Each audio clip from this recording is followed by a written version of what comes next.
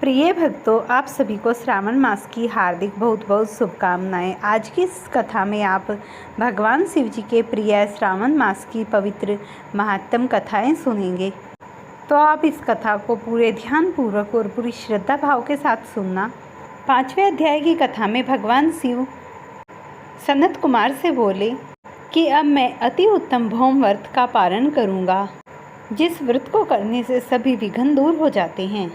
विवाह होने के 5 साल तक इस व्रत को रखना चाहिए और इस व्रत को मंगलागौरी व्रत के नाम से जाना जाता है। इस व्रत को विवाह के 5 साल तक रखना चाहिए और विवाह के पहले साल से ही इस व्रत को आरंभ कर देना चाहिए और इस व्रत को श्रावण शुक्ल पक्ष में प्रारंभ करना चाहिए। केले के खंभे के समान एक पुष्प मंडल बनाना चाहिए और उसी प्रकार इसे मौसमी फलों और रेशमी वस्त्रों से सजाना चाहिए और अपनी सामर्थ्य के अनुसार स्वर्ण मूर्ति या फिर धातु की मूर्ति बनाकर रखनी चाहिए और उस प्रतिमा की 16 उपचारों से, 16 दुर्वा से, 16 चावलों से तथा 16 चने की दाल से मंगलागौरी व्रत की पूजा करनी चाहिए और 16 बत्तियों से 16 दीपक जलाने चाहिए। भात तथा नवेल देवी को अच्छे से समर्पित करना चाहिए। इस प्रकार मंगलागौरी की मूर्ति निमित्त करानी चाहिए और इस दिन अगर आप मंगलागौरी व्रत धारण करते हैं तो भगवान शिव की शिवलिंग पर जल को समर्पित करते समय मंगलागौरी माता का नाम भी ले लीजिए। इस व्रत को करने से व्यक्ति की सभी कामनाएं पूरी हो जाती हैं और उसके घर में सुख शांति समृद्धि का वास होता है और उसके जीवन में कभी कोई विपत्ति नहीं आती है। अर्थात इस व्रत को करने से व्यक्ति की सभी इच्छाएं पूरी हो जाती हैं। और फिर सनत कुमार भगवान शिव से बोले, हे भगवान, हे महादेव, कृपया कर आप मुझे इस व्रत का उद्यापन महत्व बताइए, जिसको करने से आप अत्यंत प्रसन्न होते हैं। सनत कुमार भगवान शिव से कहने लगे, हे प्रभु, हे शंभु, आप मुझे बताइए जिस व्रत को करने से आप इतने प्रसन्न होते हैं, उसके व्रत विधि को मेरे लिए विस्तार से वर्णन कीजिए। फिर भगवान शिव सनत कुमार से बोले, पूर्व काल में कुरुक्षेत्र में एक सुदकीर्ति नाम का विद्वान ब्राह्मण रहा करता था। वह शत्रुओं का नाश करने वाला 64 विद्या व कलाओं से युक्त था और एक महान धनुधारी ब्राह्मण भी था। उसके राज्य में किसी भी चीज़ की कोई कमी नहीं थी, लेकिन वह एक ही चीज़ से दुखी था, उसके कोई पुत्र नहीं था। वह पुत्र कामना के लिए श्रावण मास में मंगलागौरी व्रत किया करता था। वह नित्य पूरी निष्ठा के साथ जैसे ही मंगलागौरी व्रत किया करता था, एक दिन उसके पूजा आराधना से माता प्रसन्न होकर उसके सामने बोली, हे विप्र, तुम्हारी क्या इच्छा है, सो वर मांगो। जब उस सुदकीर्ति ब्राह्मण से देवी ऐसा बोली तो उसने कहा कि हे देवी, प्रभु कृपया से मेरे पास सब कुछ तो है, बस एक पुत्र की कामना है जो पुत्र नहीं है, आप मुझे एक पुत्र दे दीजिए। इतना सुनकर माता गौरी मंगला मुस्कुराई और फिर बोली कि यह तो अति कठिन प्रश्न किया है तुमने, लेकिन मैं फिर भी तुम्हें तथास्तु इस वर के लिए वचन दे देती हूँ। तब उस ब्राह्मण को मंगलागौरी देवी ने वचन दे दिया कि तुम्हारे पुत्र तो प्राप्त होगा, लेकिन अगर तुम पुत्र को विद्या में सर्वपूर्ण और अति श्रेष्ठ चाहते हो तो वह केवल 16 वर्ष तक जीवित रहेगा, और अगर तुम चाहते हो ना ही विद्या में और छल कपट से युक्त पुत्र चाहते हो तो वो अपार दीर्घायु होगा। तब ब्राह्मण के मन में शंका उत्पन्न हो गई और वह अपनी पत्नी के साथ विचार विमर्श करने के लिए चला गया।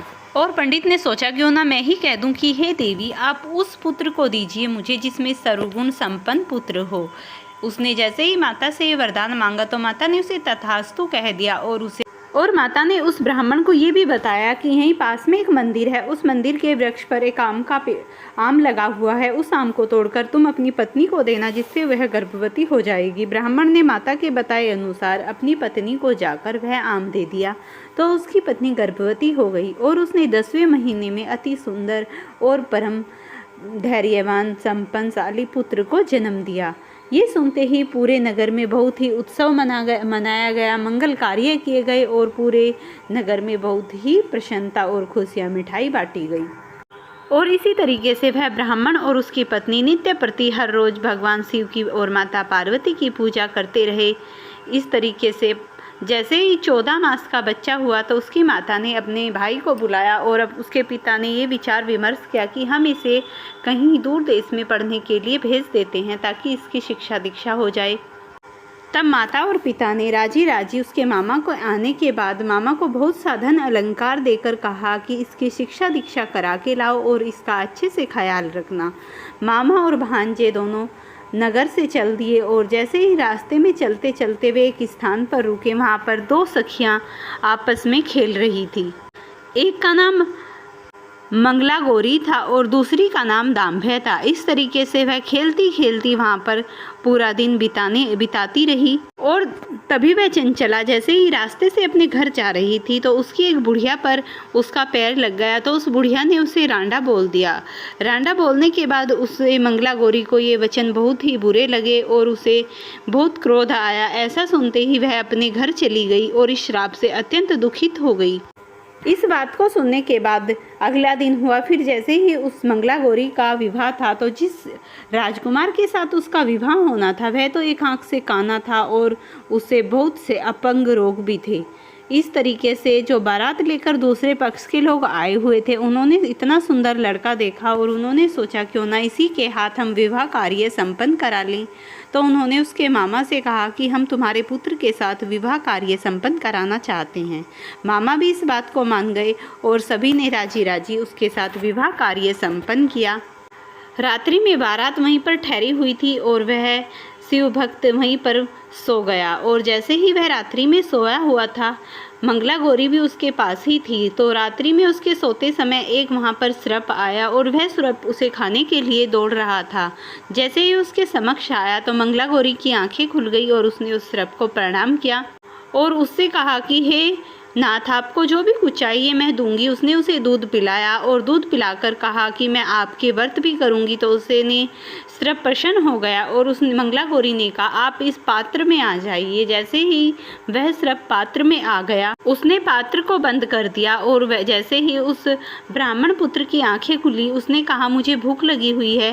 तब मंगला गौरी ने उसे खीर दे दी और कह दिया कि आप खीर खा के सो जाइए। जैसे ही वह खीर खा के सो गया तब वह मंगला गौरी उस सर्प को कहीं दूर छोड़ने के लिए चली गई और वह सोया हुआ था। तो उसके मामा उसे लेने के लिए आए और वह उसे लेकर चले गए। जैसे ही वह उस पुत्र को लेकर जा रहे थे तो उसकी अंगूठी हीरो मणि से जड़ित थी, वह वहीं पर गिर गई और मंगला गौरी ने उस अंगूठी को उठा लिया। जैसे ही अगले दिन मंगला गौरी की विदाई थी तो उसके माता पिता ने उसे विदा करने के लिए देखा तो जो उसने विवाह योग्य वर देखा वह तो एक आंख से काना भी था और बहुत से रोगों से पीड़ित भी था। मंगला गौरी ने कहा कि यह मेरा पति नहीं है, मेरा पति तो मुझे हीरो से जड़ित अंगूठी देकर गया है, वही मेरा पति था। और उसने उसके साथ जाने से इनकार कर दिया। जैसे ही मंगला गौरी के पिता ने उस बात का ढिंढोरा पूरे गांव में पिटवाया तो वे मामा और भांजे वहीं पर मिल गए और उन्होंने उन दोनों को वहां पर बुलाया और बहुत सा धन अलंकार देकर मंगला गौरी की विदाई की। और जैसे ही वह मामा और भांजे पुत्र वधू को लेकर अपने गांव के निकट पहुंचे और उसके पिता और माता को बताया गया कि तुम्हारा पुत्र अपनी पुत्र वधू के साथ बहुत सा धन अलंकार लेकर आया है, तो उसके माता पिता बहुत ही अचंभित हुए क्योंकि उन्हें तो पता था तुम्हारे पुत्र की आयु केवल 16 वर्ष की है, यह दीर्घायु कैसे हो गया। वह अत्यंत प्रसन्नता के साथ उनका स्वागत किया और मंगला गौरी का मस्तक चूमते हुए उसकी माता बोली कि हे पुत्री, यह कैसे संभव हुआ। तब मंगला गौरी ने बताया अपनी सास को कि यह सब कुछ प्रभु श्रावण मास के भगवान महादेव की कृपा से संपन्न हुआ है। मैंने उनकी ही पूजा आराधना की थी। इस तरीके से इन्हें सर्प डसने के लिए आया था। मैंने मंगलवार के व्रत किए श्रावण मास में, तो भगवान ने सब कुछ अच्छा कर दिया और मेरे सुहाग को अमर कर दिया। इस प्रकार जो भी मनुष्य श्रावण मास में मंगला गौरी व्रत पूरे सच्चे भाव से करता है और इनकी कथा को पूरी भावना के साथ सुनता है तो उनकी समस्त मनोकामनाएं पूरी हो जाती हैं। फ्रेंड्स, अगर आपको ये वीडियो पसंद आई हो तो इसे लाइक और शेयर करना। चैनल पर नए हैं तो चैनल को ज़रूर सब्सक्राइब करना।